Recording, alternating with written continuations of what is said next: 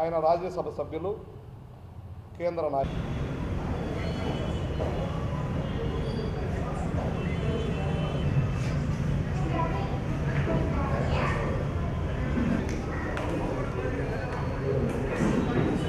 ఇంకా చాలా మంది రైతులు మాట్లాడింది, చాలా ఉన్నాయి. అలాగే ఎంఆర్ఓ ఆఫీసులో మా వాళ్ళు కార్యకర్తలు తీసుకెళ్ళి రాష్ట్రంలో రోజు రోజుకి జరుగుతున్న పరిణామాలు చూసినప్పుడు ఈ రాష్ట్ర ప్రభుత్వం మీద, ఈ రాష్ట్ర ప్రభుత్వ పరిపాలన మీద, ఈ రాష్ట్ర ప్రభుత్వ ఆలోచన విధానాల మీద రాష్ట్ర ప్రజలకు విశ్వాసం తగ్గిపోతుందనే విషయం స్పష్టమవుతుంది. అందుకనే ఈ మధ్యకాలంలో ముఖ్యమంత్రి గారు ఒక కొత్త పాట ఎత్తుకున్నారు. ఎప్పుడూ లేదు నన్ను క్షమించండి అని. అక్కడెక్కడో రాయలసీమలో మాట్లాడుతూ నిర్వాసితులకు అన్యాయం జరుగుతుంది, నన్ను క్షమించండి అంటున్నారు. నేను అంటున్నాను, ఇది ప్రారంభం. క్షమించండి అనేది ప్రారంభమైంది.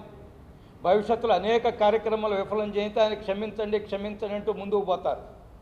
ఎందుకనంటే ఆయన ఎప్పుడూ కూడా సానుభూతి పవనాలు సాధించడం ద్వారా, ఎన్నికల్లో విజయం సాధించక ముందు ప్రతిపక్ష నాయకుడిగా ఉన్నప్పుడు మా తండ్రి గారు చనిపోయారు, మా తండ్రి గారి ఆశయాలను నేను నెరవేరుస్తానని పాదయాత్ర చేస్తూ సానుభూతిని సంపాదించడానికి ప్రయత్నం చేశారు.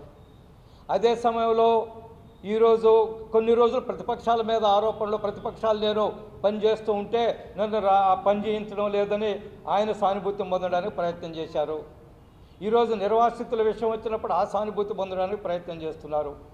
నేనేమంటున్నా అంటే, ముఖ్యమంత్రి గారు సానుభూతి మాటలు కాదు, మీరు పరిపాలన మీద దృష్టి పెట్టండి. మీరు పరిపాలన కింద స్థాయిలో ఏం జరుగుతుంది, మీరు అమరావతిలో కూర్చొని పరిపాలన ఏం జరుగుతుందో తెలుసుకోకుండా ఉంటే భవిష్యత్తులో చాలా ఇబ్బందులు ఉంటాయి. ఎందుకనంటే కింద స్థాయిలో మీ శాసనసభ్యులు మీకు చెడ్డ పేరు తెస్తున్నారు, కింద స్థాయిలో మీ పార్టీ నాయకులు మీకు చెడ్డ పేరు తెస్తున్నారు. మీరు ముఖ్యమంత్రి అయినప్పుడు చెప్పారు, అందరూ కూడా ఓట్లు వేసిన వాళ్ళు నా వాళ్ళే, ఓట్లు వేయని వాళ్ళు నా వాళ్ళేనని. రాష్ట్ర ప్రజలు 5 కోట్ల మంది నా ప్రజలే అన్నారు. కానీ ఈరోజు కింద స్థాయిలో అది జరగడం లేదు. క్షేత్రస్థాయిలో పరిస్థితులు వేరేగా ఉన్నాయి. ముఖ్యమంత్రి గారు మనసు పెట్టి ఆలోచించండి, మీ శాసనసభ్యుల మీద నిఘా పెట్టండి, ఏం చేస్తున్నారో తెలుసుకోండి. రాజకీయ కక్షలు పెద్ద ఎత్తున జరుగుతున్నాయి. మీకు వ్యతిరేకంగా ఎవరైతే ఉన్నారో మా పార్టీ నాయకుల మీద అనేక ప్రాంతాల్లో మా పార్టీ నాయకులు పక్కా పట్టాలున్న అనేక సంవత్సరాలుగా చేసుకుంటున్నా ఆ భూములు లాక్కోవడానికి ప్రయత్నం చేస్తారు. ఈరోజు మొన్నటి రోజున కృష్ణా జిల్లాలో బ్యాంకుల ముందు చెత్త వేస్తారండి. అసలు చరిత్రలో ఎప్పుడూ ఏం లేదు. బ్యాంకుల ముందు వెళ్ళి చెత్త వేసి, కొంతమంది చెత్త నాయకుల ప్రోద్బలంతో చెత్తేసి బ్యాంకుల ముందు చెత్త వేస్తే లోన్లు ఇస్తారా? మీకు లోన్లు ఇవ్వలేదు అధికార పార్టీ నాయకులు చెప్తే, ప్రభుత్వం ఏం చెప్తుంది లోన్లు ఇవ్వలేదని మీరు చెత్త తీసిపోయేది ఏదైతే ఉందో, అసలు ఒక ప్రభుత్వ రంగ సంస్థ బ్యాంకులు ముందు చెత్త వేయడం చాలా తీవ్రమైన ఇదిగా పరిగణించాలి. ఇవన్నీ కూడా మ్యాజిస్ట్రీరియల్ ఎంక్వైరీ చేసి సంబంధించిన వాళ్ళు చర్య తీసుకోకుండా, ఎందుకంటే ఇది ఒక ట్రెడిషన్గా తయారైతే, ఇది ఒక ఆనవాయితీగా తయారైంది అనుకోండి, బ్యాంకులు పనిచేస్తాయా? ఈరోజు మనం చూస్తాం రైతు ఉద్యమం పేరుతో ఏం జరుగుతుందో. ఈరోజు పేపర్లు చూస్తే చాలా ఆశ్చర్యం వేసింది మాకు. 1332 జియో టవర్స్ నాశనం చేశారట రైతులు. అయితే అది ఉద్యమమా, రైతు ఉద్యమమా, లేకుంటే అది అరాచకత్వమా? రైతు ఉద్యమాలు రేపటి రోజున 29వ తేదీ రైతులు సమావేశం నిర్వహిస్తున్నారు ప్రభుత్వంతో.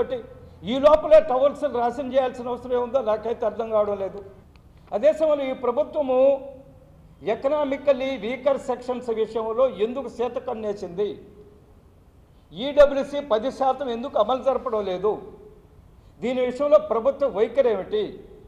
ఈడబ్ల్యూసీ అమలు జరపనందువల్ల పెద్ద ఎత్తున పేదలు, ఈ అగ్రవర్ణాల్లో ఉండే పేదలు నష్టపోతున్నారు. ప్రభుత్వం ఎందుకు అమలు జరపడం లేదో సమాధానం చెప్పడం లేదు. నేను ఈ ప్రభుత్వాన్ని డిమాండ్ చేస్తున్నాను, వెంటనే ఈడబ్ల్యూసీని అమలు జరపాలా,